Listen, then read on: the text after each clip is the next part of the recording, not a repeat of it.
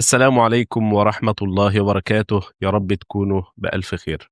الفيديو ده إن شاء الله تكملة للفيديو اللي قبله أو اللي قبله اللي هو قليل من توفيق الله يغنيك عن كثير من التعب. اتكلمنا وعرفنا أهمية التوفيق من عند ربنا سبحانه وتعالى، وتطرقنا في الفيديو شوي. الفيديو ده إن شاء الله هنتكلم عن حاجة مهمة ليها علاقة برضه بتوفيق الله سبحانه وتعالى، فخليكم معنا.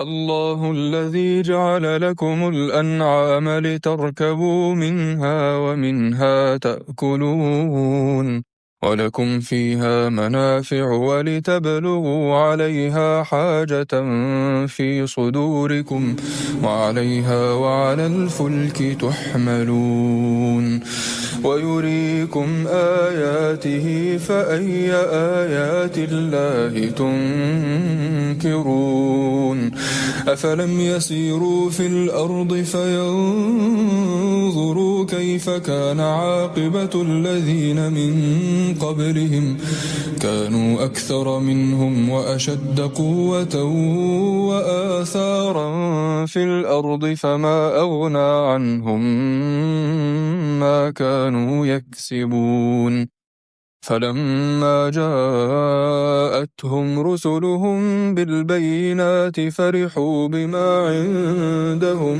من العلم وحاق بهم ما كانوا به يستهزئون فلما رأوا بأسنا قالوا آمنا بالله وحده وكفرنا بما كنا به مشركين فلم يك ينفعهم إيمانهم لما رأوا بأسنا سنة الله التي قد خلت في عباده وخسر هنالك الكافرون.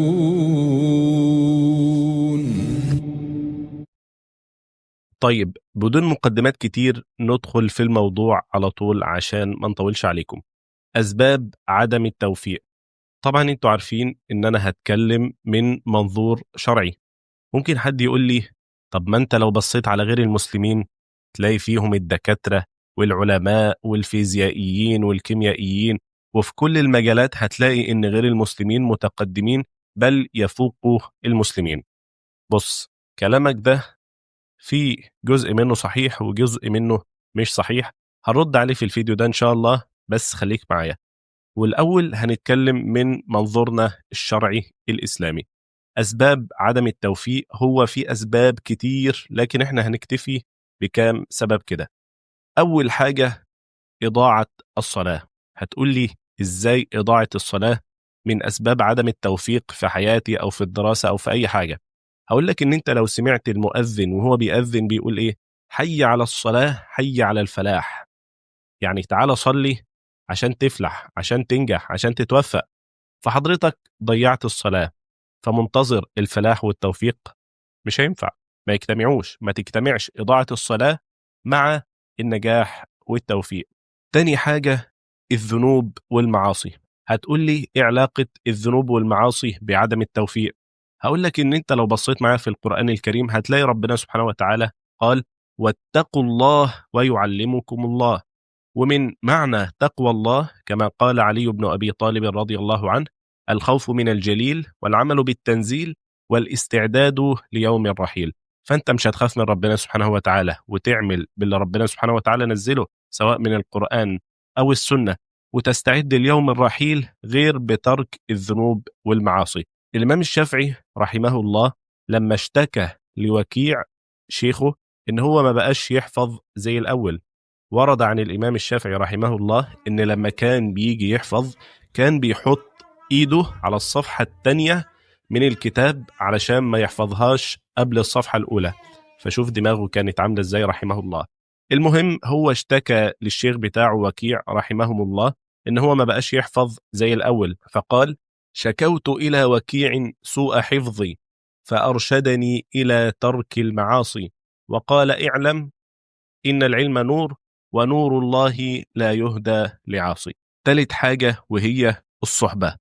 حضرتك لو صحبتك مش كويسة، بتنام كسلانة، بتلعب، ما عندهاش اهتمام، مش بتتعلم، بتعمل الحاجات دي كلها، فأكيد حضرتك هتكون زيهم.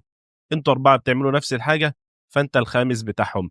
أكيد مش هتلاقي ال4 نايمين وكسلانين وما بيعملوش أي حاجة، وانت هتقول أنا اللي ذاكر، هتقول أنا الوحيد اللي هذاكر فيهم، أنا اللي هصلي، أنا اللي هعمل، أنا اللي هعمل، أنا اللي هعمل. الكلام ده كله ما ينفعش. انت صحبتك بتأثر عليك. ده حتى ربنا سبحانه وتعالى قال للنبي صلى الله عليه وسلم: واصبر نفسك مع الذين يدعون ربهم بالغداة والعشي يريدون وجهه. صبر نفسك مع الناس اللي عايزة وجه ربنا سبحانه وتعالى. صبر نفسك مع الناس اللي بتعمل أعمال خير. صبر نفسك مع الناس اللي بتعمل طاعات لربنا سبحانه وتعالى. فأنت اختار صحبتك بعناية. رابع حاجة: إضاعة الوقت. لو انت مش محافظ على وقتك فيومك مش هيكون فيه توفيق. لو انت مش عامل لنفسك جدول، والجدول احسن حاجة ان انت تعمله بعدد الصلوات. يعني مثلا مش من 5 ل5 ونص، مش من 6 ل6 ونص، لا، من بعد صلاة الفجر ان شاء الله هذاكر لحد مثلا قبل الظهر بشوية. من الظهر للعصر هرتاح شوية.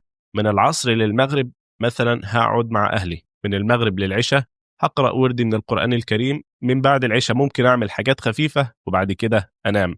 فحضرتك هترتب جدولك على كده. فحضرتك مش مرتب جدولك ومش مرتب يومك وعارف انت هتعمل ايه، مفيش توفيق في يومك ولا هيكون فيه نظام.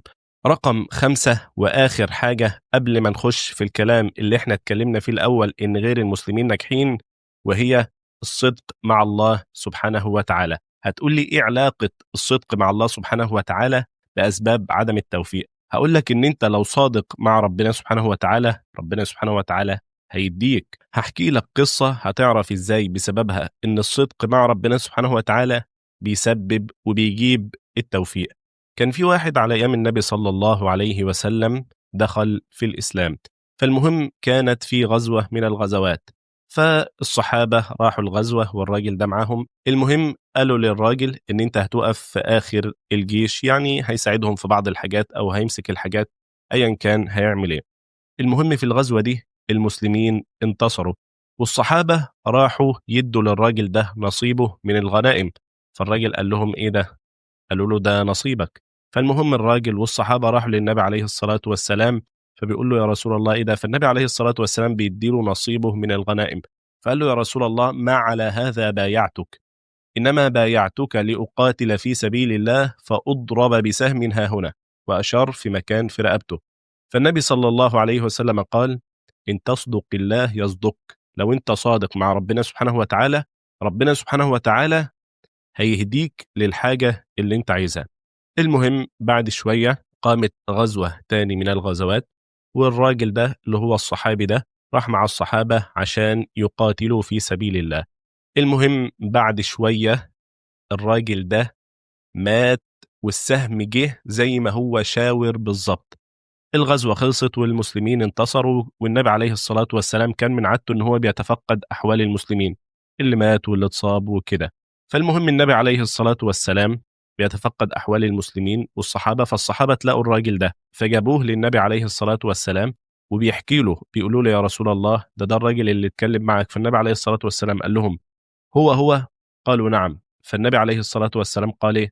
صدق الله فصدقه الله. فاحنا كده ذكرنا 5 أسباب عدم التوفيق.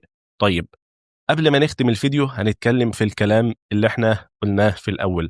واحد يقول لي في ناس مش مسلمة وهتلاقيه أجمد طبيب في العالم، هتلاقي مثلا الفيزيائي ده مش مسلم وأجمد فيزيائي في العالم، وهتلاقي بتاع الرياضة وهتلاقي. ايه علاقة بقى الإسلام والدين والكلام اللي انت بتقوله ده؟ هقول لك إن الناس نوعين. نوع اختار إن هو يكون مع ربنا سبحانه وتعالى ويطلب التوفيق، والنوع التاني مش مع ربنا سبحانه وتعالى، بس ربنا سبحانه وتعالى مش بيظلم حد، هياخد نصيبه في الدنيا. هقول لك إن ربنا سبحانه وتعالى قال فلما نسوا ما ذكروا به، إيه اللي حصل؟ ضيقنا عليهم؟ ما اديناهمش؟ ما علمناهمش؟ ما رزقناهمش؟ لا، فتحنا عليهم أبواب كل شيء حتى إذا فرحوا بما أوتوا أخذناهم بغتة. الشاهد من الكلام فلما نسوا ما ذكروا به فتحنا عليهم. انت واخد بالك من الآية؟ فتحنا عليهم. ربنا سبحانه وتعالى قال سنستدرجهم من حيث لا يعلمون. فما تفكرش ان اي حد على طريق غير طريق المسلمين وناجح ومعاه فلوس وحياته كويسة، ما تفكرش ان ربنا سبحانه وتعالى راضي عنه. ده ربنا سبحانه وتعالى قال فلما نسوا ما ذكروا به فتحنا عليهم. انت واخد بالك من اللفظ؟ فتحنا عليهم. بعدين ربنا سبحانه وتعالى قال سنستدرجهم من حيث لا يعلمون. أتمنى أن يكون الرسالة اللي أنا عايز أوصلها وصلت، وأتمنى أن احنا نغير طريقة تفكيرنا وما تكونش بمحدودية، لأن التفكير ده غلط جدا. وبكده نكون انتهينا من الفيديو. ولو عجبك ما تنساش الإعجاب والتعليق والمشاركة عشان غيرك يستفيد. ربنا يتقبل منا ومنكم صالح الأعمال. ومعلش في حاجة ننبه عليها، لما بتتفرج على دقيقة واحدة من الفيديو أو دقيقتين، اليوتيوب كده بيقلل انتشار الفيديو بسبب الخوارزميات. فلو الفيديو عجبك اتفرج عليه كله ونتشارك في الأجر أنا وإنت. أنا عبد الرحمن شريف. السلام عليكم ورحمة الله وبركاته.